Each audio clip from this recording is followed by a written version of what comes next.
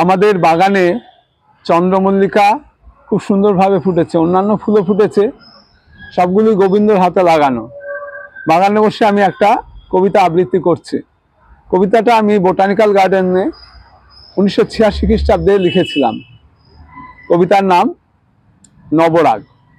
দারুণ সেজেছে হলুদ সোনালি সদাল, আগুন বানেতে পলাশের মন ফাগলাল, পারিজাত হলো কৃষ্ণচূড়ার মোহবাক, জারুণ ভেবেছে বেগুনি বিকাল বৈশাখ, কাঞ্চন রাগ শিরিষ ফুলের ছন্দে, গন্ধে মাতোয়া কামিনী রজনীগন্ধা, নেশার মতেতে মুচ্ছ কুর্চি কুঞ্জ, খুশিতে উছল গোলাপ বকুল গুঞ্জ, সকালে উঠেছে পদ্ম শালুক মাখনা, গোলাপ চামেলি গাদার স্ফুরিত পাখনা, আমি তো সেজেছি পারুল বনের জন্য, জড়িয়ে ধরেছে তরুলতা এক বন্য, কেতকী কাটায় মালতী হয়েছে বৃদ্ধ, মল্লিকা বন আবেশ জড়ানো ঘুম ঘুম, গন্ধরাজের গন্ধে নেমেছে তন্দ্রা, কনক চাপার আলু থালু বেশ চুমচুম, রঙ্গন রঙে রাঙালো হিজল অঙ্গন, কদম করবি কুন্দ ওদের সাতসুর, মল্লিকা বাঁধে